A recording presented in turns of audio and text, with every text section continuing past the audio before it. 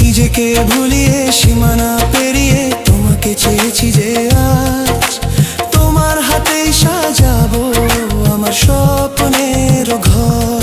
আমি তোমার প্রেমে পড়ে দুনিয়া ভুলে গেছি, তোমার ওই মায়াবী হাসি আমি দেখতে ভালোবাসি।